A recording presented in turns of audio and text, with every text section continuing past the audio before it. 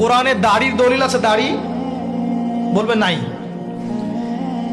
কোরআনে কোথায় দাড়ির দলিল আছে বলেন তো দেখি, কে বলতে পারবেন? কঠিন প্রশ্ন।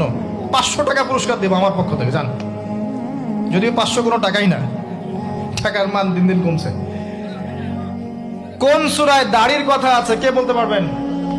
আলেম ওলামা বাদ, তারা তো পারবেন। আমরা সিভিলিয়ানদের জিজ্ঞাসা করছি, সাধারণ জনগণ। কে পারবেন বলেন? কোন সূরায় দাড়ির কথা আছে? দাড়ি কোরআনে একটা জায়গায় দাড়ির কথা আছে, কে বলতে পারবেন? দেখছেন, আল কোরআনের আলো ঘরে ঘরে যা আলো, তাই না? স্লোগান দিয়ে কাজ হবে না ভাই, প্রত্যেক ঘরে ঘরে কোরআনওয়ালা মানুষ তৈরি করতে হবে, তারপরে আলো অটোমেটিক ঘরে ঘরে জ্বলবে ইনশাআল্লাহ। আচ্ছা যাক, আমার টাকা বেঁচে গেল। সূরা তহায় আছে। কোথায় আছে? সূরা তহার মধ্যে আছে, একটা জায়গায় দাড়ির কথা আছে, সেটা হচ্ছে হারুন আলাইহিস সালামের দাড়ি। কার দাড়ি? হারুন আলাইহিস সালামের দাড়ি। মুসা আলাইহিস সালাম ফেরাউন থেকে যে দলবল নিয়ে পার হওয়ার পরে, বনু ইসরায়েলকে নিয়ে পার হওয়ার পরে আল্লাহ পাক তাকে 40 দিন ডেকেছেন তুর পাহাড়, মনে আছে? তুর পাহাড়ে তিনি গেছেন। এই ফাঁকে বনু ইসরায়েল শিরক করা শুরু করেছে, এই যে বাছুর পূজা শুরু করেছে, মনে আছে? পড়েন নাই কখনো? বাছুর পূজা শুরু করেছে। মুসা আলাইহিস সালাম তাওরাত নিয়ে আসছেন, এসে দেখছেন যে কওমের এই অবস্থা। তিনি রাগে তাওরাত ছুঁড়ে মারলেন।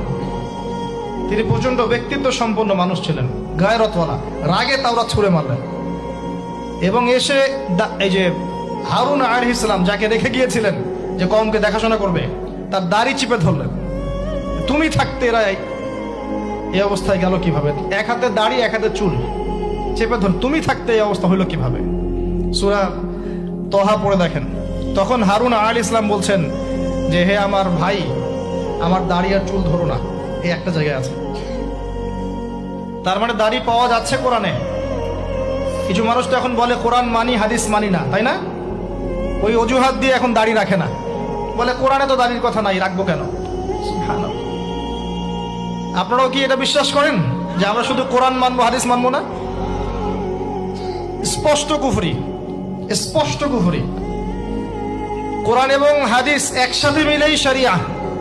শুধু কোরআন মানি হাদিস মানি না এটা বলতে গিয়ে সে বোঝাচ্ছে সে আসলে কোরআনও মানে না। কোরআনে আল্লাহ বলেছেন ওয়ামা আতাকুমুর রাসূল ফাখুযুহ, রাসূল যা দিয়েছেন নিয়ে নাও। ওয়ামা নাহাকুম আনহু ফানতাহু, যা থেকে নিষেধ করেছেন দূরে থাকো। তাহলে সুন্নাহ না মানলে আপনি কিভাবে কোরআন মানবেন? কথা কি বুঝতে পারছেন?